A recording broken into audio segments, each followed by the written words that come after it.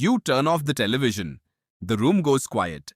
And for a second, your heart starts pounding like something is wrong. Nothing is wrong. There's just silence. But your body doesn't know the difference between silence and danger. Not really. Not yet. Why does the absence of sound feel louder, heavier, more alive than the sound itself? The answer isn't in your ears. It's in your ancestors. 200,000 years ago, your ancestors lived in a world that was never truly quiet. Wind moved through grass. Insects clicked. Birds called to each other across the trees.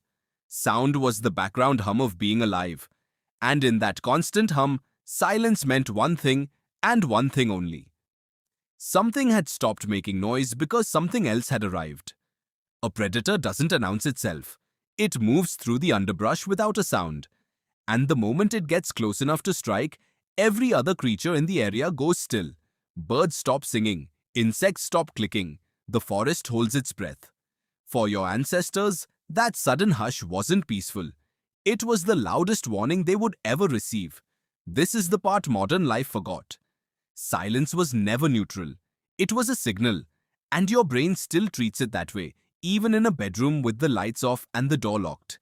Your amygdala, the almond-shaped cluster of neurons buried deep in your brain, doesn't know it's the 21st century. It doesn't know you're safe. It only knows patterns. And one of the oldest patterns it was built to recognize is this: sound, then silence, then danger. So when a room goes quiet, your amygdala doesn't relax. It sharpens. It starts scanning for the thing the silence might be hiding. That's why silence can feel louder than noise. It's not actually louder, of course. There's no decibel reading higher than 0. But your nervous system interprets it as more information, not less. Because for most of human history, silence meant something was about to happen. Here's where it gets stranger. In 2013, neuroscientist Imke Kerster and her team ran an experiment that had nothing to do with fear at all. They exposed mice to different sound conditions, including 2 hours of complete silence per day, and then examined their brains afterward. What they found surprised them. The mice exposed to silence showed measurable growth of new cells in the hippocampus, the region of the brain responsible for memory and learning. Noise didn't do that. Music didn't do that. Only silence did.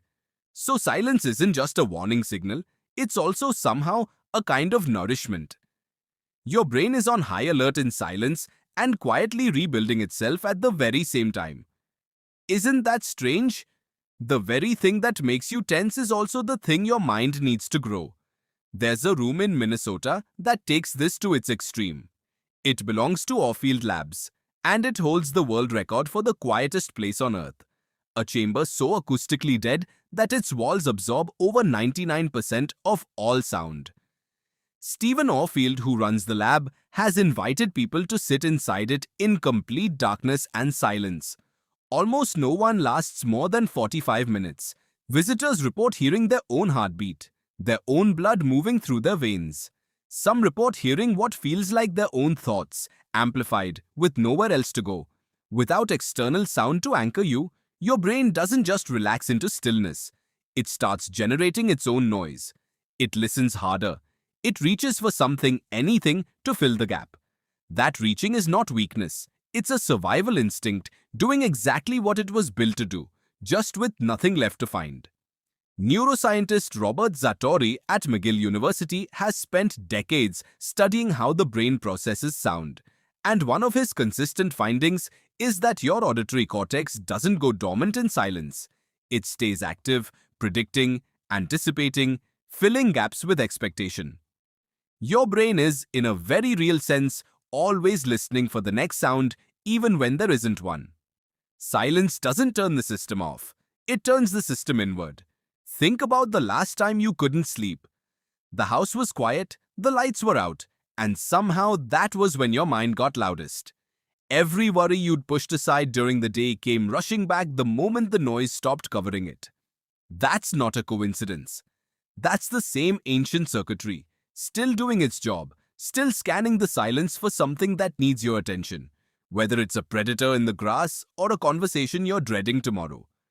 Modern life has quietly declared war on this instinct. Notice how uncomfortable most people are with even a few seconds of dead air in conversation. Notice how quickly you reach for your phone the moment a room goes still. Notice the low hum of music or television that fills apartments and offices all day. Not because anyone is really listening to it, but because the alternative feels unbearable.